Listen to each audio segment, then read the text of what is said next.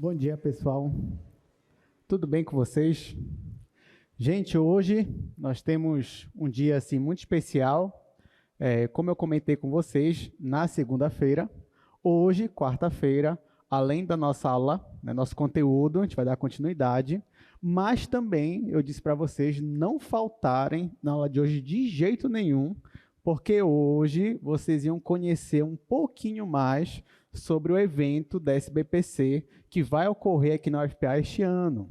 E por que esse evento é tão importante? Porque além desse evento ser o maior evento, praticamente, de ciência que a gente tem na América Latina, também vai ser por esse evento que a gente vai se guiar para a nossa terceira avaliação. Bom, e para falar um pouco mais para vocês sobre esse evento da SBPC, hoje nós vamos ter o prazer de ter aqui a presença do professor Marcos Diniz.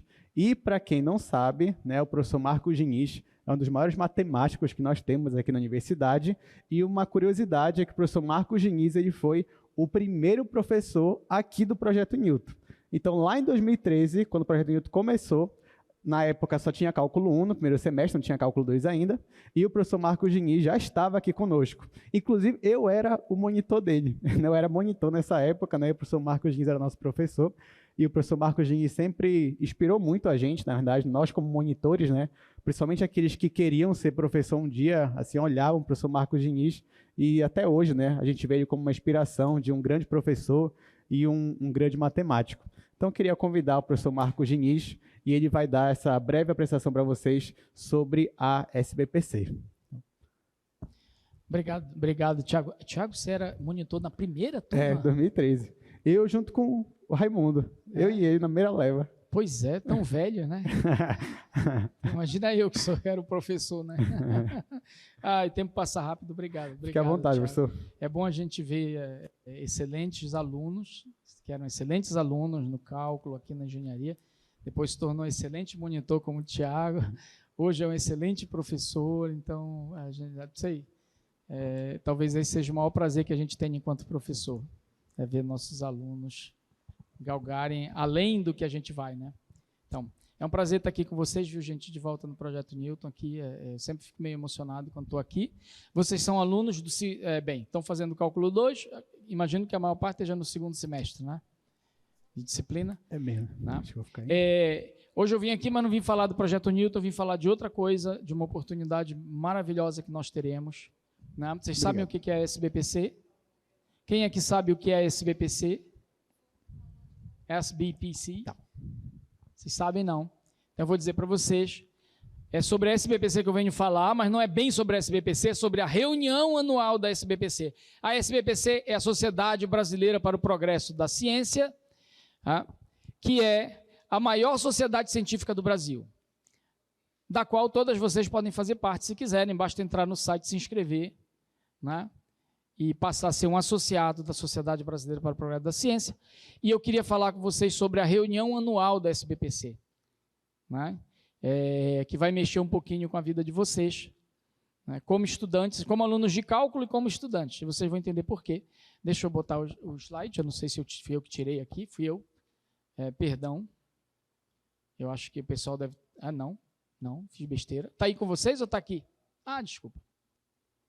Obrigado. Então, a SBPC é a Sociedade Brasileira para o Progresso da Ciência, como eu falei, é a maior sociedade brasileira de ciência que tem.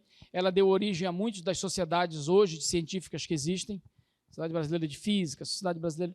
Elas partiram da SBPC, e todo ano a SBPC ela promove uma reunião anual. Já ouviram falar da reunião anual? Não, Não ouviram por quê? Porque é difícil ela vir para cá.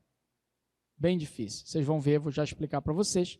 Mas a reunião anual, a boa notícia, excelente notícia, maravilhosa notícia, é que a reunião anual esse ano vai ser aqui em Belém do Pará, na maior universidade da Amazônia, na UFPA. Então nós teremos o privilégio, a honra de sediarmos a reunião anual da SBPC. E vocês vão ver que não é pouca coisa, é muita coisa. E, mais do que isso, é uma chance de ouro para os nossos estudantes, é uma chance de ouro para vocês, que eu diria para vocês, Não percam por nada. Por nada. É uma experiência que vocês, é uma chance que vocês terão, que certamente não terão depois na universidade, né? Vocês vão ver por quê. Tá? Então, a reunião anual tem esse tema foi proposto por nós aqui da UFPA e aceito imediatamente pelo Comitê Nacional. Ciência para um futuro sustentável e inclusivo por um novo contrato social com a natureza. A gente julgou que era um tema que dialogava com o que nós queremos dizer sobre ciência, o que nós queremos tratar de ciência, e foi aceito. E vocês veem que isso coaduna a imagem, né, da nossa, nem perguntei na turma de manhã, esqueci de falar da imagem. Essa imagem, né, que é de fundo, que é meio tema também. O que é isso aí, hein? Você dá para entender o que é isso, essa imagem, né, de fundo? O que é? Vai, gente, o que é essa imagem de fundo aí, pelo amor de Deus? É o quê? Uma folha, né? Uma chance para acertar de que árvore é? Não, já acertaram lá? É de uma mangueira.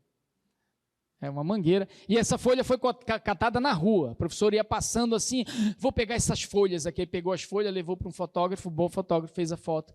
Ficou lindo, maravilhoso. Né? Porque dá a impressão até de serem nossos rios também da Amazônia. Você vê toda a entrada.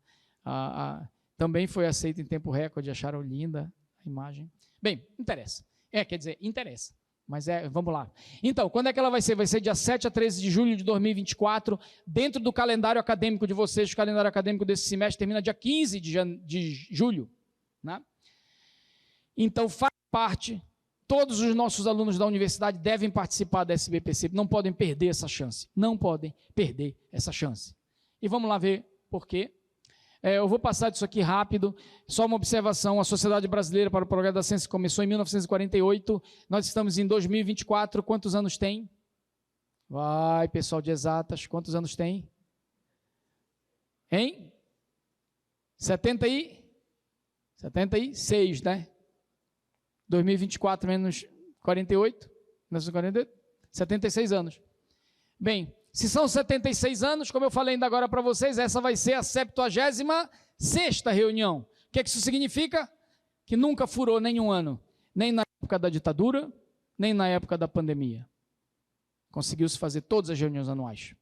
E esse ano não vai ser diferente, vai ser aqui em Belém do Pará. A diferença desse ano é que esse ano vai ser a mais linda de todas, que vai ser aqui em Belém, entendeu? Vamos lá. Tem duração de 6 a 7 dias. O portal oficial é portal.sbpcnet.org.br. Ela é sempre ao mês de julho. Aí uma observação interessante, que é importante para todos nós: 76 reuniões anuais. Quantas no norte do Brasil? Está aí. 4. Dá quantos por cento? Vai, galera de exatas. 4 de 76, vamos lá, dá quanto? Quanto por cento? Mais ou menos. Vai, galera, faz conta aí. 5%. Menos de 5%, né? 5% de 76, né? Vai dar 3,8, 4,8, né? É isso? Sei lá. Mas não dá 5%. Então, e desses 5%, só 2% foram no Pará. 2 só. Em 1983 e 2007. Tá bom? Então, observem que faz 17 anos, já tem 17 anos que não é aqui no Pará. É isso? É 17, né? 24, em 2007, 17 anos. E está voltando para cá. Essa reunião de 1983 é reputada como uma reunião histórica da SBPC. Foi a primeira reunião no norte do país e foi a partir dessa que começou a se pautar de forma bem marcada, central na ciência brasileira, a Amazônia. Então, todas as reuniões anuais que são no norte, elas pautam questões sobre a Amazônia. A nossa não vai ser diferente. Só que nós queremos, para além da ciência, discutir muito a questão também social da Amazônia. Por isso que a gente fala de um novo contrato social com a natureza. Bem, vamos prosseguir, que eu quero mostrar as coisas mais interessantes para vocês. Isso aqui é sobre foi no ano passado, foi lá em Curitiba, no Paraná. Tá bom? E vocês vão ver várias imagens desse evento de Curitiba, porque a gente foi lá fazer as captações de imagem para saber como é que faz direitinho, para mostrar aqui para todo mundo, tá bom? Vocês vão ver. Então, esse aqui é sobre a nossa desse ano, que vai ser aqui na UFPA, 7 a 13 de julho. Onde é que vai ser? Todo no campus Guamá, todo aqui no nosso campus, só que lá no básico e aqui nesse auditório. Esse auditório vai ser utilizado também, mas vai ser todas as atividades lá no básico. E no Teatro da Paz, onde deve ser a maravilhosa abertura do nosso evento no dia 7, domingo, dia 7. Provavelmente com a presença confirmada já de 5 ministros do governo federal, dentre eles o ministro da Educação, a ministra de Tecnologia, a ministra da Saúde, a ministra dos Povos Indígenas, e a ministra da Igualdade Social, Aniele Franco, que, aliás, deve ter ficado muito feliz essa semana com a prisão dos mandantes da Marielle. Excelente para o país, excelente para o nosso país. Que sejam presos mesmo. Né? Bem, vamos lá, mas não ia falar nada disso, deixa para lá. Aqui eu queria chamar a atenção de vocês, muito importante, nosso site local, bem fácil de decorar, repitam comigo, sbpc.fpa.br, sbpc.fpa.br, não dá para esquecer, é bem fácil, tá? E vocês vão precisar desse site, vocês vão entender daqui a pouquinho por quê. Então, importante, normalmente vão nesses eventos da reunião anual cerca de 20 a 40 mil pessoas, sendo que dessas, entre 10 a 15 mil pessoas se inscrevem no evento. Se você se inscreve, você tem um certificado digital no final, você tem direito a ganhar um crachazinho, né, para entrar aqui dentro, né? E o melhor de tudo, você pode se inscrever pagando R$0. Isso é bom, né? Só que tem inscrição gratuita e tem inscrição que não é gratuita, né? Eu quero fazer mini curso. Claro que se der gratuito para todo mundo mini curso, 10 mil pessoas inscritas, não tem nem lugar para fazer mini curso para tanta gente. Tem uma modalidade, não, eu quero fazer mini curso, quero fazer atividades, e aí tem um modo de inscrição que você paga uma taxa. Eu quero receber bolsa, quero receber brinde, né, a bolsa do evento, aí é uma inscrição que é paga, né, tem uma taxa lá. Mas eu quero só participar e quero dizer que eu me inscrevi. Você vai lá, se inscreve de graça. Eu, inclusive, me inscrevi gratuitamente logo. Em abril eu me inscrevi. Nem precisava, porque eu sou da comissão organizadora, não precisava, mas eu me inscrevi. É de graça. Você pode se inscrever lá. Entra no site e se inscreve na SBPC. Vamos continuar. Então, mas quem é que vem para a SBPC? Professores universitários, estudantes, população em geral, nossos professores do ensino básico, nossos alunos do ensino básico. E aí que eu quero chegar com vocês. Um dos setores da SBPC, da reunião anual, um dos eventos que tem, se chama SBPC Jovem. Eu sou um dos coordenadores da SBPC Jovem. É a primeira coisa que nós vamos mostrar agora, né, depois desse próximo slide. E o meu sonho tem a ver com a SBPC Jovem, e eu espero que vocês compartilhem também. Então, essas reuniões mobilizam a imprensa nacional toda. Estava comentando aqui ainda agora com 2 colegas, 2 alunos. Se você imagina, um evento que vem um ministro, já traz a imprensa toda. Um evento que traz 5 ministros, traz muito mais. E se for aberta pelo presidente da República, que é o que deve acontecer, o presidente Luiz Inácio Lula da Silva deve estar para abrir a SBPC nacional. Tradicionalmente é o presidente da República que abre. Então, ele deve estar, ou seja, e é só para vocês terem ideia de que um evento como esse, para essas pessoas estarem vindo, é porque realmente ele é importante demais do ponto de vista político, das políticas que devem ser decididas em ciência e tecnologia no Brasil. É, nesse ponto de vista, o evento político mais importante que tem no Brasil, no que se refere ao estabelecimento das políticas de ciência, tecnologia e inovação do Brasil.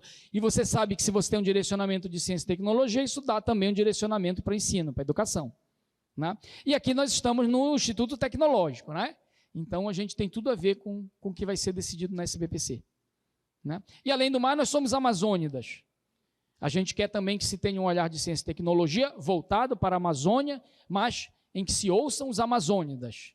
Nós temos que ser ouvidos nessa questão e vocês vão estar lá também para participar, para dizer, mostrar a cara e dizer que estão aí. Né? Vamos lá. Então, mas aqui por último só dizer, tem os eventos científicos, conferências, mesa redonda, minicursos, mas a SBPC, a reunião anual, não é só um evento científico tradicional, tem muitas outras atividades que é que eu vou começar a mostrar para vocês agora, Primeira coisa que me interessa mais e vai interessar mais para vocês, com certeza, é a SBPC Jovem. Eu sou um dos coordenadores da SBPC Jovem. O que é a SBPC Jovem? É a parte da reunião anual da SBPC responsável por mostrar ciência para a nossa juventude, nossas crianças do ensino fundamental, nossos jovens do ensino médio, nossos jovens da universidade. Tá? Então, ela começou só em 1993, tem alguns parceiros como a Agência Espacial Brasileira, Associação Brasileira de Centros de Museus de Ciência, Museu Ponto, Fiocruz, várias instituições de pesquisa e de ensino que vêm para cá para participar da SBPC Jovem. Tá? O que é a SBPC Jovem? Ela se estrutura onde?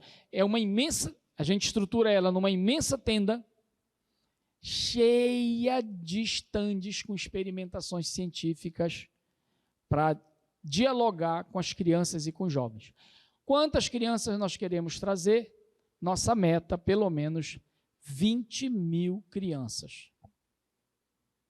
20 mil crianças e jovens, tá? Crianças e jovens aí. Né? Pensa aí rapidamente, 20 mil crianças em 5 dias, dá quantas crianças por dia? Vai, galera de exatas, vai. 20 mil crianças em 5 dias, dá quantas crianças por dia? Quantas? 20 mil por 5 dá? 4 mil. Portanto, dá quantas por turno? 2 mil. Se em cada ônibus cabem 40 crianças, quantos ônibus a gente está falando? 50. 50 ônibus de manhã, 50 ônibus à tarde. Você imagina que são 50 ônibus, vai ser lindo, né? Nossas crianças. Não só ônibus, vamos trazer nossas crianças ribeirinhas também. Não sei, temos colegas ribeirinhos aqui que vieram de área ribeirinha? Não, né? Mas temos muitos alunos que são ribeirinhos, que vieram de escolas ribeirinhas, viu?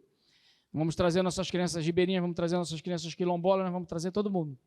Tá? E vocês vão ser parte disso, espero. Vocês vão ser parte porque vocês vão compreender a importância disso para a nossa região. Não é só porque vai fazer parte da terceira avaliação de vocês. Daqui de cálculo 2, entendeu? Surpresa.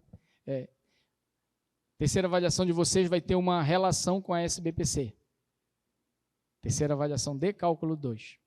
Essa é a surpresa. Não? Bem, o que eu vou falar sobre isso? Nada. Quem vai falar com vocês é o Tiago, só na semana segunda. Vocês vão ficar curiosos para saber como é que vai ser a ligação da terceira avaliação de cálculo 2 com a SBPC. Mas, independente disso, aí estou aqui meio que brincando, mas falando sério, é verdade, viu? Não é brincadeira, não é verdade. Mas, independente da questão da avaliação, vocês vão ver com o que eu vou mostrar aqui para vocês, que nenhum aluno da UFPA, nenhum, pode perder a SBPC. Nenhum aluno. Não é fácil, vocês já estão há mais de um semestre, não são calouros agora, vocês já devem ter se informado como é que você faz para ir para eventos nacionais. Já se formaram? Já tentaram pensar? Vocês vão ver que não é barato para um aluno daqui do Norte ir para um evento nacional, é difícil. A gente tem, os nossos colegas congêneres do Sul e Sudeste têm muito mais facilidade, é muito mais barato para eles, os eventos estão por lá, a maioria. Para o Norte não, é difícil. Eu, na minha graduação toda, quando eu estava aí sentado como vocês, eu conseguia um evento só. Isso que eu piranguei a passagem para o governador do estado, mandei uma carta para o governador do estado. Eu escrevi, me dá uma passagemzinha de ônibus. Aí ele me deu uma passagem de ônibus, peguei o ônibus e fui para Natal. Senão não teria participado de nenhum. E esse vai ser na nossa casa, o maior evento de ciência da América Latina. Então nós não podemos perder, entendeu? É bobagem perder. Vamos lá, vamos ver, vamos descontinuar.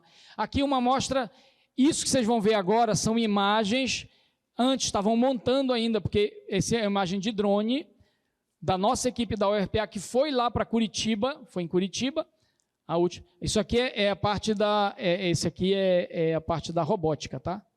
Isso é dentro da tenda, é uma tenda de 4.000 metros quadrados. Atenção, pessoal da engenharia aí, civil, que tem que ter bem noção de área assim, 4.000 metros quadrados, não é pequeno não, hein? Entendeu?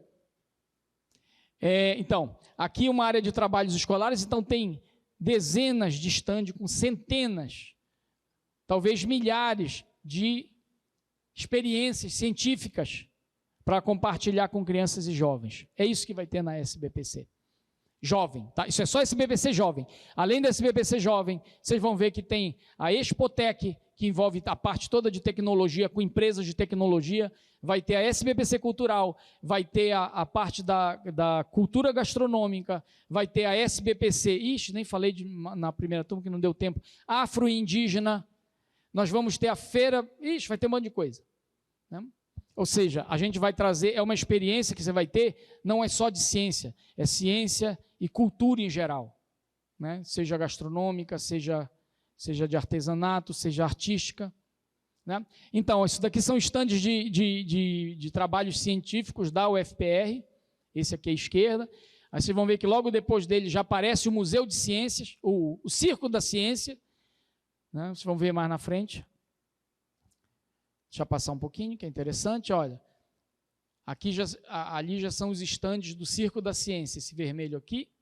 O que é o Circo da Ciência? O pessoal da Associação Brasileira de Museus de Ciência, que vem apresentar coisas legais. Essas imagens ainda não começou a SBPC, tá? Estavam montando, por isso que vocês não estão vendo as atividades aí nessa imagem. Mas aqui o pessoal da Associação Brasileira dos Museus de Ciência, que trazem experimentos do Brasil inteiro para mostrar para as crianças e jovens. Aqui à direita, bora ver quem acerta o que é isso aqui que aparece. Bora ver quem acerta primeiro o que é isso aqui. Fala aí quem acerta primeiro, é rápido, vai. Dá não, gente, o que é isso aqui? Ah, muito bem, planetário, né? Tem um planetário dentro da tenda? Tem um planetário dentro da tenda. Mentira, tem 2, que aquilo ali é o segundo planetário. Tem 2, não, tinha 3 planetários dentro da tenda. Para as crianças, quando eu falo crianças, são crianças de todas as idades, inclusive nós, entendeu? Quem já entrou num planetário? Levanta o braço. Acho que deu aqui 10% das pessoas, 90% entre, viu? Vão no planetário, é muito legal, cara. Dá vontade de sair do planetário e entrar de novo. Ver as projeções. Aqui trabalhos científicos, trabalhos aqui são os projetos da UFPR, ainda. Não sei o que vai aparecer ainda, não lembro se vai aparecer alguma coisa. Aqui eu não lembro se era outro planetário que ia subir, porque são 3 lá dentro. Bem, já deu para ter ideia, tá bom? Centenas de experimentos científicos para você compartilhar. Isso é só SBPC jovem, com as crianças. Agora eu gostaria que vocês imaginassem, fizessem um exercício de imaginação, imaginassem vocês, enquanto crianças, quando vocês eram crianças na escola, entrando nisso aqui, que vocês vão ver. Deixa eu passar. Isso daqui são imagens do pessoal chegando, aí crianças e jovens, chegando aos milhares, porque são milhares mesmo, né? Acabei de fazer conta com vocês, e são garotos da escola, né, chegando. Eu vou passar, porque é a imagem deles, da alegria deles chegando. Aqui, esse legal, porque esse daí está em time-lapse, então é rápido que vai passando. As crianças em fila para entrar. E aí esse aí dentro da SBPC Jovem. Aí é realidade virtual, tá vendo, pessoal, com a realidade virtual? Isso aí é do Circo da Ciência, e uns telescópios. Ciência viva, com certeza, de biologia. Aí isso aqui, sei lá, parece negócio de... você viu? Parecia negócio de hidrelétrica, né? Aquele negócio, eu acho que é da engenharia aí. Pessoal aí, cientistas, tá bom? Não se iludam quando eu estou falando de conversar com cientista, não estou falando de cientista sênior, velho, que nem eu, não. Cientistas de 6 anos, de 8 anos, de 12 anos, de 14 anos, de 20 anos, tá bom? Estão lá na apresentação científica, são cientistas em formação, que apresentam as coisas. Isso aqui é mais uma imagem da fila enorme das crianças para entrar na SBPC. Vou passar, porque eu tenho outras coisas para mostrar para vocês. Isso sim, para vocês. Isso aí é um exemplo de um experimento, o pesquisador dialogando com o jovem, para você ter ideia de como é que é. Lá não é assim, bota um banner e vai ficar apresentando num banner chato. Não, os experimentos são assim. Tem que ser assim, interativo. A gente não ouve o que ele fala, mas dá para deduzir o que ele está fazendo.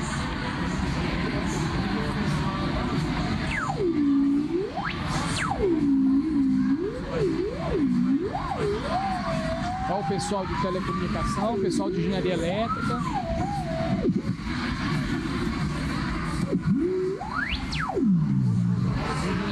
meditação também. Parece que ele gostou, né?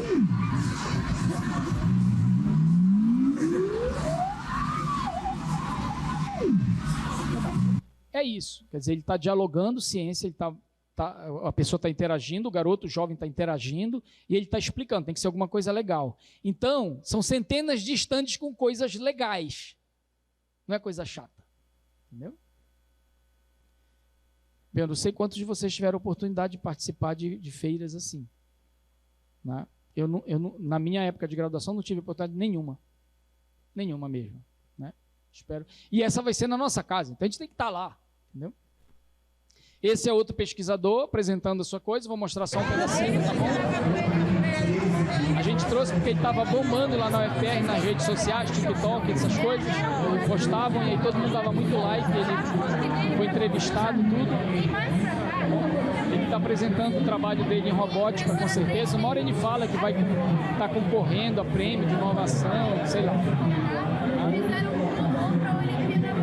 Mas está na apresentação dele, tá bom? Aqui mais imagens, né, da galerinha. Agora,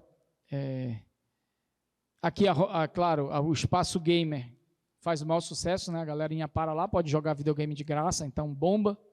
Robótica e gamer, moleque, a galera fica ensandecida, né? Não quer sair de lá. Tem que expulsar para dar vez para outros. Né? E aí vou mostrar a última coisa da SBPC Jovem. Tudo isso é da SBPC Jovem, que é o Ciência Móvel, que é para vocês terem ideia. E aí eu gostaria que vocês fizessem aquele exercício de se imaginar a criança entrando ou imaginar crianças que vocês conhecem, primos e irmãos, entrando. Para a gente ter noção do que isso pode significar para a nossa região, para as nossas crianças. Né? Aqui são vários. O que é o Ciência Móvel? Conjunto de caminhões, trucks, ônibus que levam ciência pelo Brasil, eles vêm para cá com a gente. Então, aqui tem vários, apareceram 4, mas eu gostaria de passar logo para esse vídeo, que tem um vídeo que a UFPR fez, né? Para vocês verem como é que rola lá dentro, terem ideia. Liga da Ciência, Museu da Vida, Zika Buzz e muito mais. A 75ª reunião anual da Sociedade Brasileira para o Progresso da Ciência, a SBPC, conta com um encontro de museus e laboratórios itinerantes, que introduzem as crianças a diferentes temáticas de uma forma dinâmica e divertida. Em formato de micro-ônibus, ônibus e caminhões, os museus fazem parte da programação da Ciência Móvel e funcionam no Centro Politécnico durante a SBPC Jovem.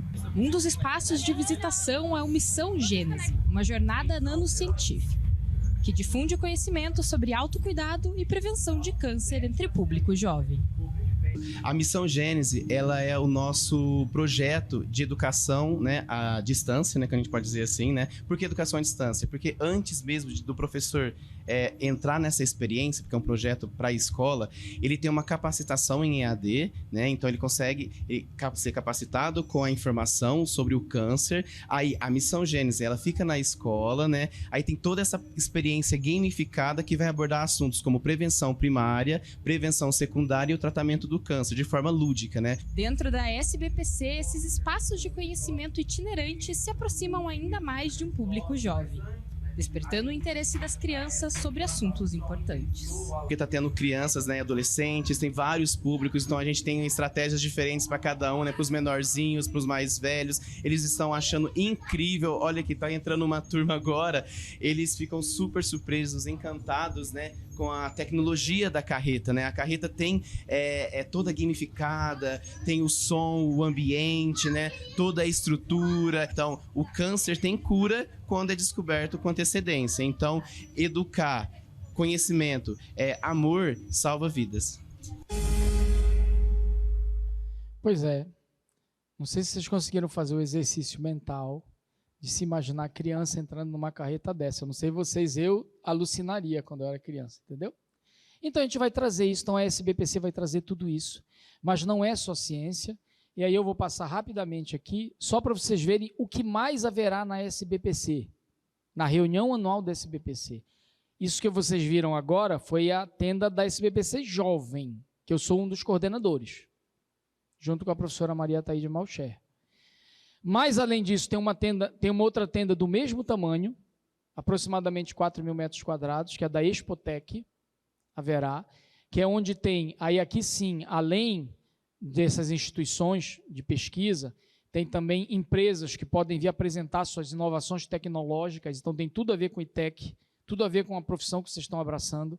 Então, é um outro stand quase que do mesmo tamanho, e que tem também experimentos. Aquilo é um auditório dentro da Expotec. Na Expotec circulam os ministros, circularão os ministros da tecnologia. Os ministros deverão circular em todos os ambientes, inclusive na SBPC Jovem. Ai deles se eles não forem visitar a Jovem lá.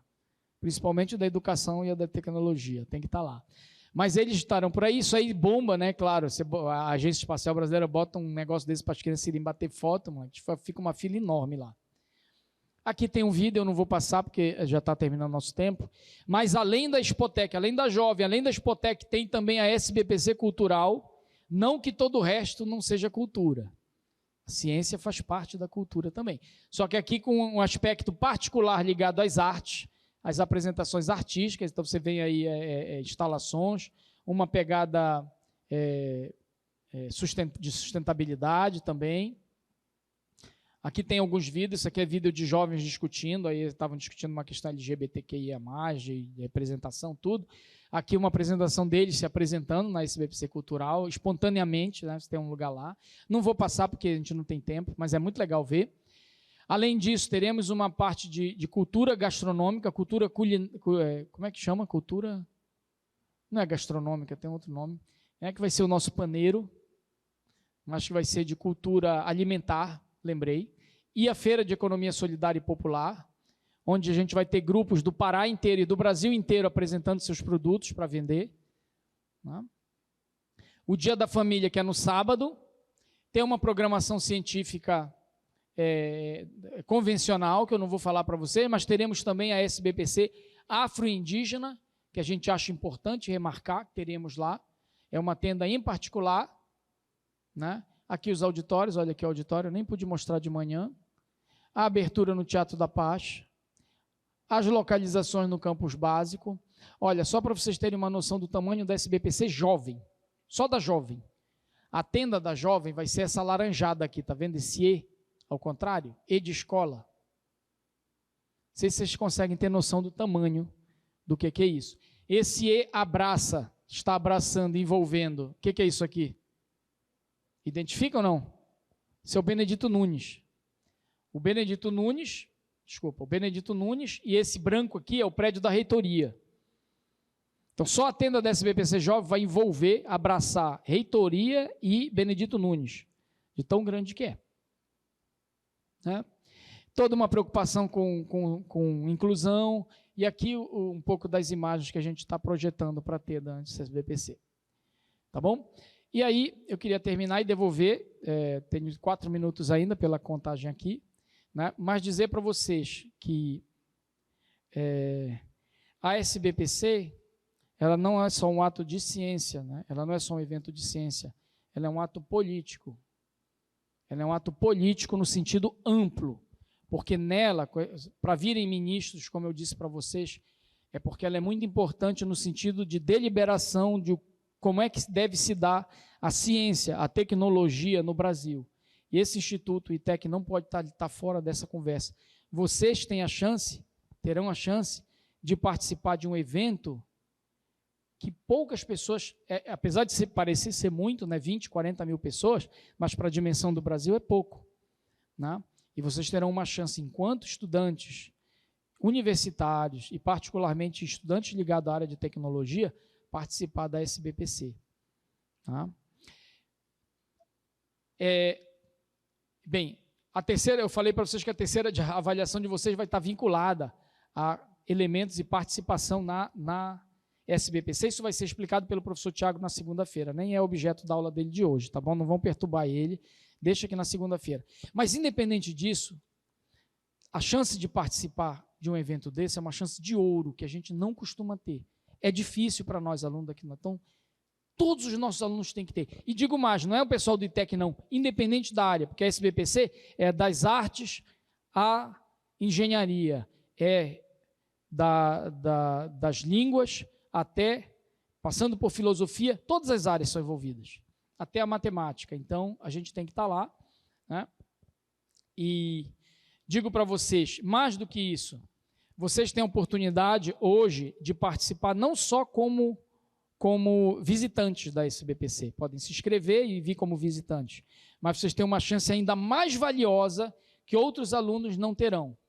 Vocês têm a chance, se quiserem, de atuarem como construtores da SBPC, terem participação como monitores da SBPC e botar isso no currículo que as gerações que virão, talvez nos próximos 20, 30 anos, não terão oportunidade. E por que eu estou falando isso? Porque está aberto o edital para selecionar monitores para a SBPC. Monitores que vão atuar em quais das tendas? Qualquer uma, né? Da afro-indígena, da jovem, da Expotec, você vai lá e se inscreve para ser monitor. Os monitores, eu comentei, você pode se inscrever na SBPC para vir visitar de forma até gratuita. Eu comentei isso né? Que é gratuito. Mas tem uma paga também. Se você quiser se inscrever em minicurso, fazer minicurso, aí você tem que pagar uma taxa. Se você for monitor, você não vai precisar pagar. Tá bom? Aí você tem, ao mesmo tempo que você tem a oportunidade de participar, de aprender mais. Porque no próprio trabalho da monitoria, as áreas de engenharia estão envolvidas. Eu vou só dar uma ideia para vocês. Diferente do Paraná, aqui nós estamos na zona equatorial. Isso significa que a gente não tem como montar essas tendas sem ar-condicionado. Senão você vai cozinhar todo mundo dentro da tenda meio-dia. Todas vão ter ar-condicionado. Você imagina o que é você botar ar-condicionado em tudo isso? Vocês acham que é um problema simples de engenharia? Não é. E mais, nós não podemos usar a rede da Equatorial, porque se já falta luz sem nada, vocês vão ver que de vez em quando falta luz, vocês já sabem isso, semestre passado, com certeza. Então, toda a geração de energia vai ter que ser própria. A gente vai ter que contratar dezenas de geradores para poder refrigerar tudo. Nós temos problemas ligados também aos bordos do nosso rio, de proteção do rio. Nós temos um problema de transporte dentro. Isso tudo tem a ver com engenharia, mas isso vai ser objeto de conversa com os professores na segunda-feira que vem. Mas só a realização da reunião anual tem a ver com muita coisa de engenharia. Então tem muita coisa para trabalhar. Então você se inscrevendo como monitor, você vai poder viver mais de perto essas coisas, você vai ter inscrição gratuita para participar de minicurso, e mais importante do ponto de vista acadêmico, além do aprendizado, mais importante é o aprendizado, mas você vai poder botar no seu currículo que você ajudou a construir aquela que é a reunião científica mais importante da agenda nacional, a reunião anual da SBPC. Onde é que está, para quem já quer, que eu sei que já tem gente querendo se inscrever, eu sei que já tem, eu já vi pelas caras, pela reação, está no site, nosso site, sbpc.fpa.br, bem fácil. Você vai lá em SBPC Jovem ou nos editais, está lá, edital de monitoria, entra lá, você pode se inscrever e até sugerir em qual das comissões você gostaria de trabalhar. Não, eu gostaria de trabalhar na comissão de infraestrutura. Não, eu gostaria de trabalhar na comissão jovem aqui, com o professor Marcos, que vai ser legal mostrar para as crianças. Você entra lá, se inscreve, então vocês têm chance. Imperdível você participar da SBPC. E se puderem, venham trabalhar como monitor com a gente. Tá bom? Esse era o recado que eu queria dar para vocês.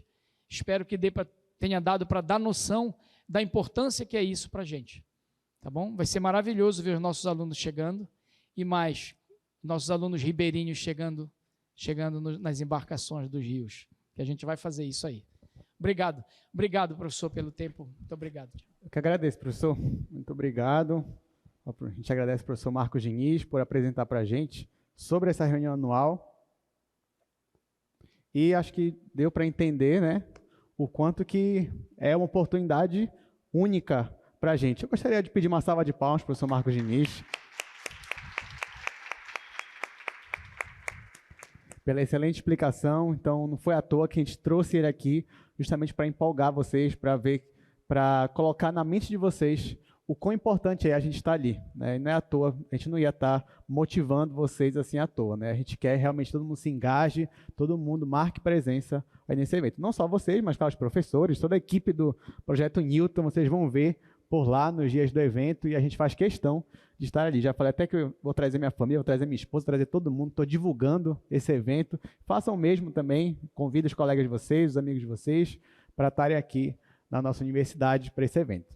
Tudo bem, gente? Bom, como o professor Marquinhos falou também, eu ainda não vou dar detalhes sobre a avaliação, a gente vai deixar isso para segunda-feira, mas pelo menos quando eu der os detalhes, você já está muito bem contextualizado, né? Você vai falar, agora eu já sei por que o professor pediu essas coisas. Mas vamos deixar para a semana que vem. Então vamos para a nossa aula de hoje, agora com conteúdo, né? A gente vai dar continuidade. Para quem não lembra, segunda-feira a gente começou a falar sobre vetores. Então nós estamos ainda no espaço tridimensional e agora nosso objeto de estudo principal são os vetores. A partir de hoje, a gente vai falar sobre ângulos entre vetores. Na verdade, o objetivo, gente, é que você tenha domínio sobre isso, tudo bem? Então, a ideia não é só revisar aquela parte do ensino médio, que eu sei que vocês viram, mas a ideia é dar passos a mais. Ou seja, você olhar vetores, você saber trabalhar muito bem com eles, porque vetores é um objeto importante na vida prática. Né? Ou seja, quando você vai trabalhar com engenharia, você vai ver vetores ali, muitas vezes você vai encarar problemas com vetores. Bom, então vamos começar a nossa aula de hoje, vou aqui para o primeiro quadro. E hoje nós vamos falar sobre ângulos. Ângulos entre vetores. Então, um dos principais objetivos da aula de hoje é o seguinte: se eu te der dois vetores, você tem como descobrir o ângulo entre eles? É claro que antigamente, para você descobrir um ângulo entre os vetores, normalmente o que você fazia? Eu te dava dois vetores lá do R2, você tentava achar ali um triângulo retângulo, e abaixo do triângulo retângulo você aplicava as leis da trigonometria e achava um ângulo. Só que, e de forma geral, e no nosso espaço tridimensional, se eu te der dois vetores, você consegue descobrir o ângulo entre eles e mais, sem ter que desenhar esses vetores? Imagina que você tem que fazer isso de forma rápida, você tem que achar o ângulo. Você já conseguiria fazer isso? Provavelmente não, porque a gente não aprende isso no ensino médio. Mas hoje a gente vai descobrir uma forma de achar esse ângulo entre os vetores. Então, para isso, gente, vamos imaginar que você tem aqui um vetor U e você tem aqui, ó, um vetor V. Perceba que, de propósito, eu já coloquei o ponto inicial deles coincidindo, né? Você aprendeu também que, com vetores, você pode posicionar eles onde você quiser. Então, o nosso objetivo é achar esse ângulo aqui entre os vetores. Bom, outra observação é que esses vetores aqui não necessariamente estão no R2, por mais que esteja desenhando eles no plano. Você pode pegar eles aqui como no R3 também, sem problema nenhum. Tá, o objetivo aqui é achar esse ângulo. O que eu vou fazer? Eu vou colocar aqui um terceiro vetor, que tem a ver com o vetor U e o vetor V, que seria este vetor bem aqui, ó. Então, eu vou desenhar este terceiro vetor, e a gente chegou a comentar quem seria esse terceiro vetor, que tem a ver com o vetor U e o vetor V. Quem é esse vetor aqui? Se eu for, poderia fazer um paralelogramo aqui, né? Isso aqui seria uma diagonal do paralelogramo, só que a diagonal menorzinha nesse caso. E qual seria esse vetor? É o vetor U menos V. Também poderia ser V menos U, né? Mas aqui, tanto faz, eu coloquei U menos V. Por que eu fiz isso? Porque vocês estão percebendo que o meu objetivo aqui era formar um triângulo. Aqui eu estou com um triângulo dos vetores, mas eu também podia olhar só para o triângulo dos comprimentos. Então, ou seja, eu poderia ignorar o sentido dos vetores. E o que eu teria? Eu teria o mesmo triângulo, mesma posição aqui do triângulo. Esse triângulo é o mesmo desse, só que aqui eu estou ignorando a questão da orientação. Então, por exemplo, a base do triângulo aqui para a gente agora é a norma do meu vetor V, porque eu estou olhando só para o tamanho do meu vetor, porque o tamanho dele coincide com esse comprimento. Esse lado aqui seria a norma do meu vetor U. E da mesma forma, esse lado aqui seria a norma do vetor U menos V. Opa! Aqui, pronto. E a gente quer descobrir esse ângulo θ. Gente, se eu te dei aqui o vetor U e eu te dei o vetor V, você consegue calcular a norma do vetor U e a norma do vetor V. Né? Você já sabe fazer isso. E o vetor U menos V, você também já saberia calcular a norma dele. Basta você fazer essa operação, vetor U menos vetor V, você diminui em cada coordenada, depois você aplica lá na fórmula da norma. Então, esses 3 lados do triângulo, você sabe achar. 2 deles você já tinha, esse daqui você sabe calcular.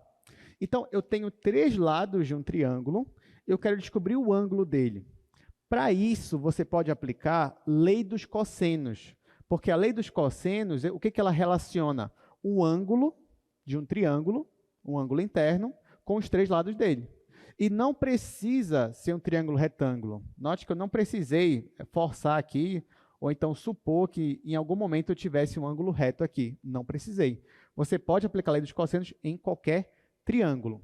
Então, é isso que eu vou fazer aqui. Vou aplicar a lei dos cossenos. Então, vou escrever aqui, pela lei dos cossenos. Você usava muito essa lei dos cossenos quando você tinha o ângulo e tinha 2 lados e queria descobrir o terceiro lado. Mas ela também serve para caso você já tenha os 3 lados, você queira descobrir o ângulo. Você consegue fazer isso com ela. Então, pela lei dos cossenos, aplicando nesse triângulo, como é que ficaria? Ficaria esse lado aqui, que é o lado oposto do ângulo que eu quero achar, esse lado aqui, ao quadrado.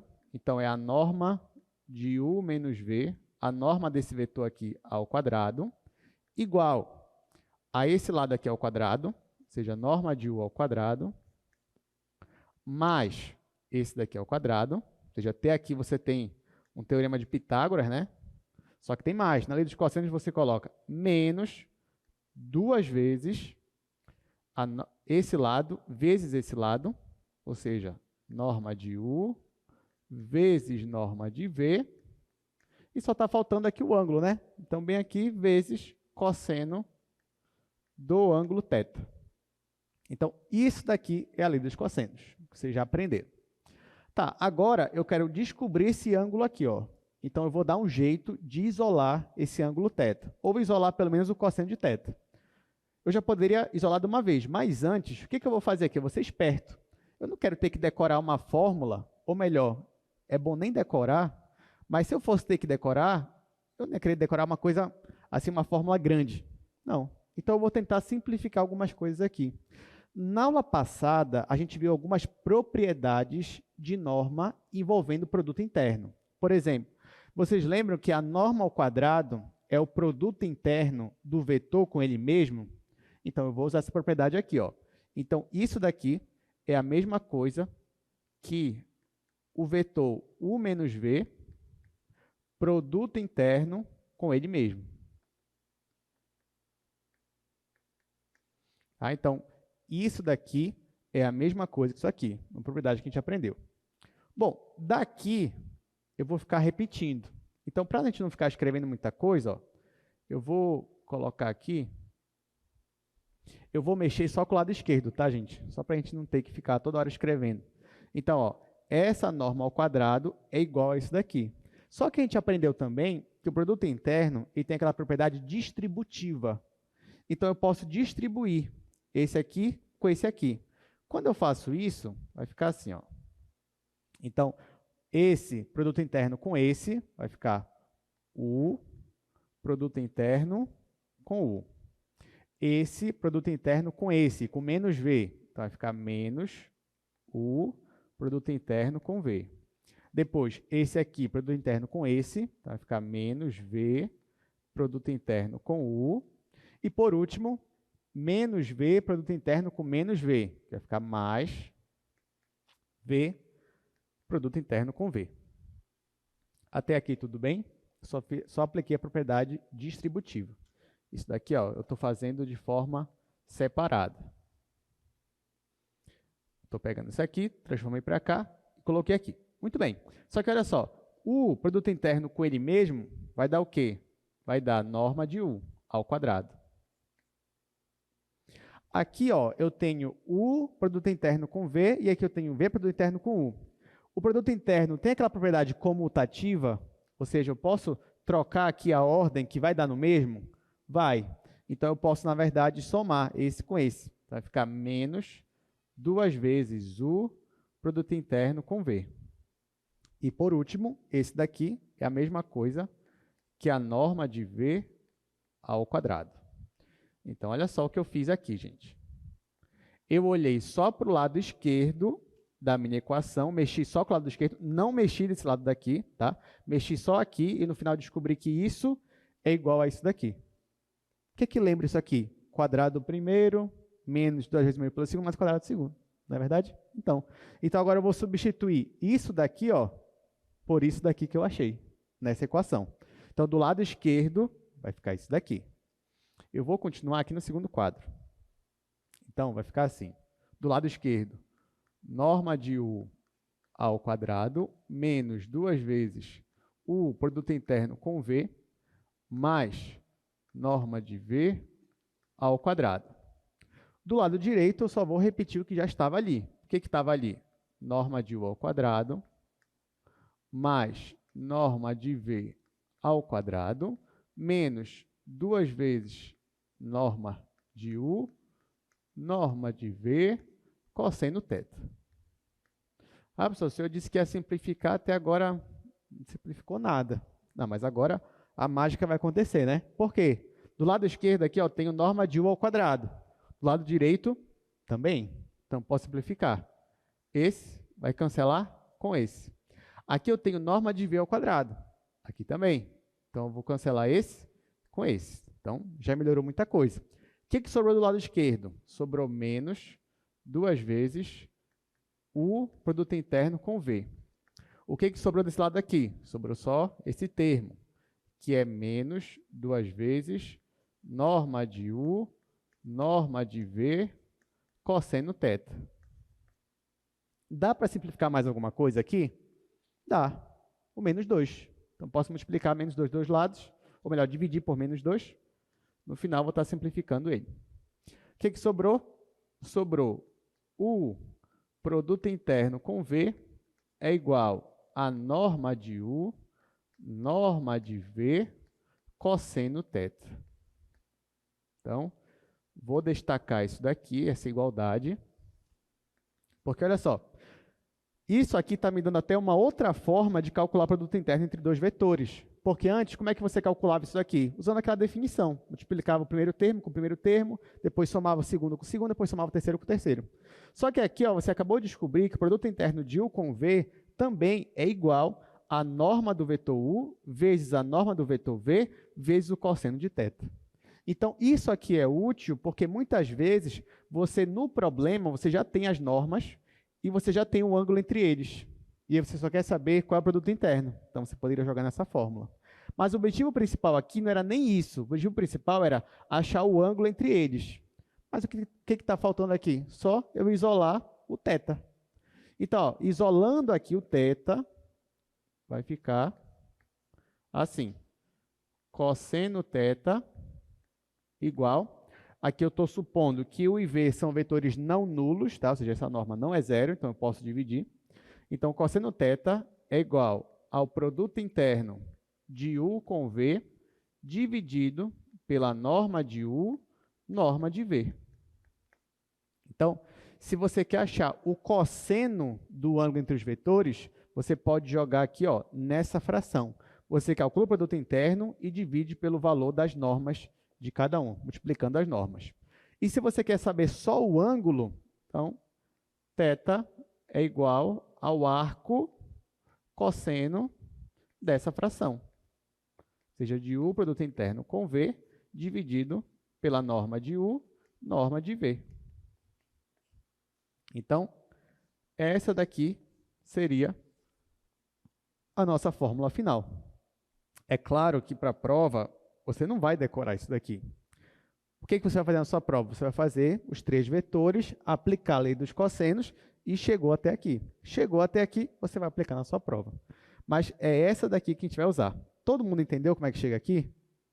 Eu posso pedir para demonstrar na prova isso daqui? Ia ser uma boa questão, né? Demonstre o... Tá, não vai ser assim.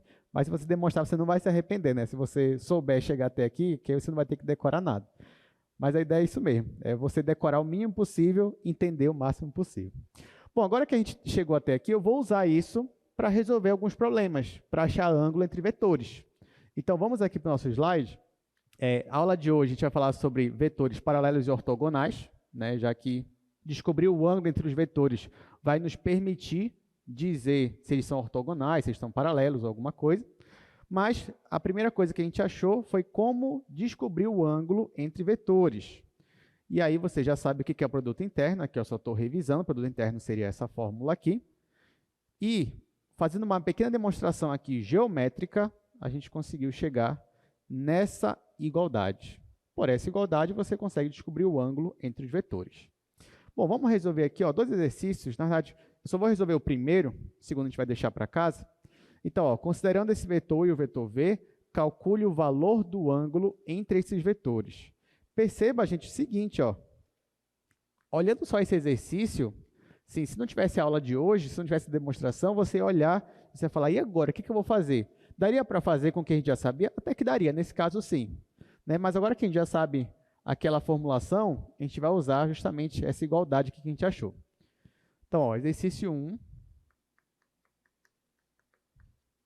ele me dá o vetor U, que é o vetor 1, 2, 0, e o vetor V, que é o vetor 1, 2, raiz de 15. Então, ele me deu dois vetores, ele quer que eu descubra o ângulo entre os vetores. Como é que eu vou fazer? Bom, eu já sei, primeiro eu vou descobrir o cosseno do ângulo. Você pode começar por aí. Você já sabe que o cosseno do ângulo entre esses dois vetores vai ser o produto interno entre eles dividido pela norma de U vezes a norma de V. Então, vou usar isso daqui. Como é que eu calculo o produto interno entre vetores? É aquela fórmula que a gente já conhece. Vai ficar 1 vezes 1 é 1, mais 2 vezes 2, 4, mais 0 vezes raiz de 15, 0. Então, isso daqui é o produto interno. Claro que eu ainda vou somar. Agora aqui, quem é a norma do meu vetor U? Norma não é raiz quadrada de 1 ao quadrado mais 2 ao quadrado mais 0 ao quadrado. Agora, vezes a norma de V. Norma de V vai ficar raiz quadrada, de novo, 1 ao quadrado mais 2 ao quadrado mais, aí aqui vai ficar raiz de 15 ao quadrado. Pronto. Cheguei aqui, faço o resto das contas. Então, aqui, cosseno de θ vai ser 1 mais 4 mais 0, vai dar 5, dividido. Aqui, 1 mais 4 mais 0 vai ficar 5 de novo, só que raiz de 5. Raiz de 5. E aqui, de novo, 1 mais 4, 5. Raiz de 15 ao quadrado é 15. 5 mais 15 é 20. Então, vem aqui, raiz de 20. Chegou aqui, pessoal, tomem cuidado, porque, por exemplo, na prova, muita gente ia chegar aqui, na prova, isso já aconteceu várias vezes, na verdade. A pessoa chegou aqui, ela falou, olha, qual é o cosseno, qual é o ângulo cujo cosseno é 5 sobre raiz de 5 vezes raiz de 20? Não existe. Existe, mas não é ângulo notável. Né? Aí a pessoa terminava aqui a prova. Está aqui, professor. Acabou. Esse é o resultado. Quem é o θ? Quem é o ângulo? É o arco cosseno dessa fração. Olha, não está errado, né? Realmente é o arco cosseno dessa fração. Só que esse ângulo aqui, ele é um ângulo notável. Ah, professor, mas como é que eu ia saber? Bom, uma dica é você tentar simplificar a sua fração ao máximo. Por exemplo, nesse caso aqui? E na hora de simplificar, tem vários caminhos, tá? Não tem um caminho certo. Mas o que eu faria aqui? Aqui eu tenho raiz de 5 vezes raiz de 20. Tem uma propriedade que você pode conservar aqui a raiz, já que elas são o mesmo índice, e multiplicar. Então, 5 vezes 20 vai ficar 100. Ah, você ainda não sei qual é esse daqui. Tá, mas raiz de 100 é raiz exata, é 10. Então, isso aqui vai ficar 5 sobre 10. 5 sobre 10, simplificando, é 1 sobre 2. Agora sim, né? Tem algum ângulo cujo cosseno é meio? Tem, 60 graus, ou π sobre 3 radiano. Então, aqui, ó, eu descubro que o θ é igual a π sobre 3 radianos. Ah, professor, mas o senhor dava zero? Não, claro que não. Descontava um pontinho, né? Mas, assim, a pessoa ia levar a pontuação máxima se ela chegasse até aqui, já que o ângulo é um ângulo notável. Agora, realmente, se na hora que ela simplificou, aqui no final deu, sei lá, 1/3. Aí você pega, realmente, cosseno de um ângulo dá 1/3, um ângulo notável, né? Porque está acostumado com o quê? Com aqui dá meio, raiz de 3 sobre 2, enfim, aquilo que você já conhece. Então, como não deu, pode deixar assim, ficar arcosseno de alguma coisa. Mas se for notável, aí você tem que achar qual é o seu ângulo. Tudo bem, gente? Então, pronto. Então, essa é a nossa resposta. Eu vou desenhar esses ângulos aqui no GeoGebra, só para a gente treinar um pouquinho o GeoGebra, essa questão dos vetores, né? E só para a gente enxergar melhor o que está acontecendo aqui. Então, vamos lá. Então, ó. Estou aqui no GeoGebra, vou colocar a nossa folha 3D, né? Já que esses ângulos aí, esses vetores, eles são tridimensionais. Vou fazer o primeiro vetor, vou escrever, ó, vetor, abre parêntese de novo, e o vetor é 1, 2, 0. Ou seja, aqui ó, ele já colocou um vetor saindo da origem e chegando no ponto 1, 2, 0. O outro vetor agora, vou colocar vetor, abre aqui o parêntese, abre parêntese de novo. O outro vetor é 1, 2, raiz de 15. Para escrever raiz, você pode escrever SQRT. SQRT, vai aparecer aqui a raiz, você coloca o 15 e dá o Enter. Está aqui, ó. Então, eu achei aqui os dois vetores. Então, é isso que está acontecendo. Ah, mas eu queria saber o ângulo entre eles. Tem bem aqui ó, a opção. Ó. Isso aqui é a opção do ângulo. Você pode clicar aqui, escolhe a opção ângulo, escolhe aqui os dois vetores, esse e esse. Está aqui, ó. Então, ele já me deu o ângulo aqui, ó, 60 graus. Você vai dizer, ah, professor, mas até o GeoGebra me deu em graus, né? Se o senhor quer radiano. Mas na prova é bom você colocar em radiano. Mas se colocar em graus não tem problema também, tá, gente? Você pode deixar em graus. Se você estiver, assim, inseguro nessa questão de transformar para radiano, pode deixar em graus, não tem problema. Desde que seja o ângulo correto, né? Obviamente. Então, tá aqui, ó. É esse que está acontecendo. Esse é o ângulo que foi achado e é o mesmo ângulo que a gente achou aqui no quadro, fazendo a conta sem precisar desenhar. Né? Então, vocês estão percebendo aí que essa fórmula que a gente demonstrou realmente está dando certo. Pois é, agora deixa eu fazer aqui uma observação. Agora que você já percebeu quão importante é essa fórmula, eu vou aqui para o primeiro quadro de novo. Na segunda-feira, a gente calculou alguns produtos internos. E teve um produto interno que eu mostrei para vocês que deu 0. Não foi isso? Só que nenhum dos vetores era um vetor nulo, mas deu 0. Aí eu falei para vocês, gente, será que tem algum significado por trás disso, né? Se o produto interno der 0, a resposta é sim, tem um significado por trás. Então, qual é esse significado? Vamos lá. Digamos que você calculou um produto interno entre dois vetores, você calculou e deu 0. Tá? Deu 0. Eu estou supondo que esses vetores aqui são vetores não nulos. O que é um vetor nulo? Tem tudo 0 na coordenada, 0, 0, 0. Tá? Mas eu estou supondo que eles não são vetores nulos, não são.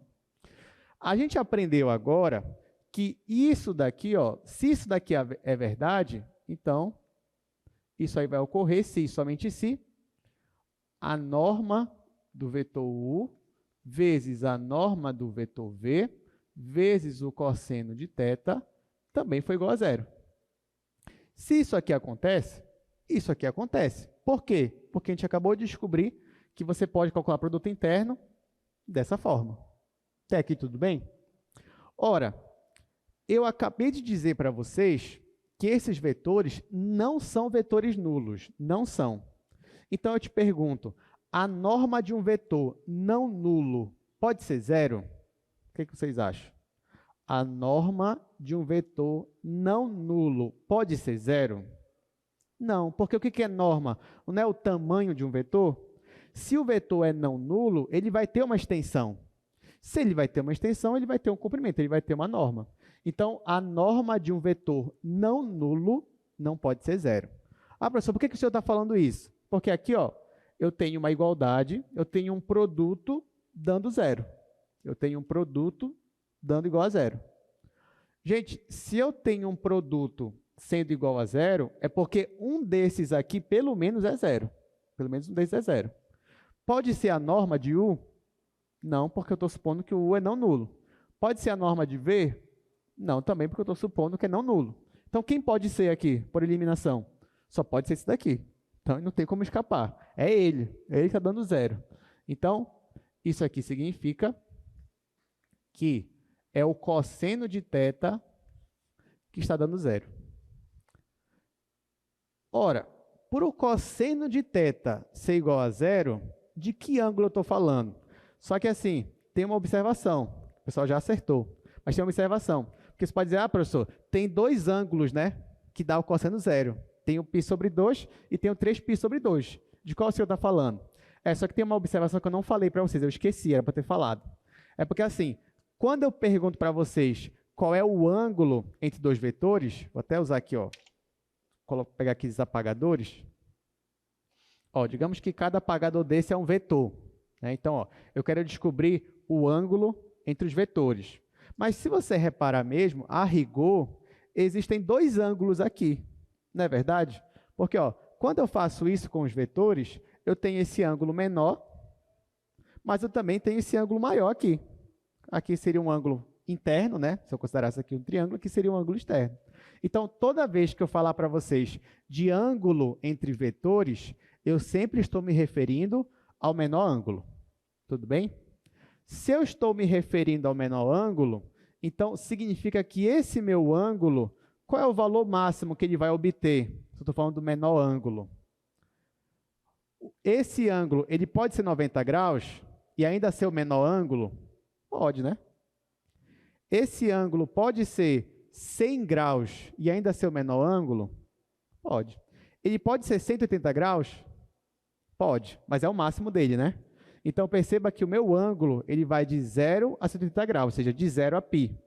Então, nesse caso, se o cosseno de θ é 0, eu só tenho uma opção para ele. O θ só pode ser π sobre 2. Tá? Ele já não pode ser 3π sobre 2, porque ele já não vai ser o menor ângulo.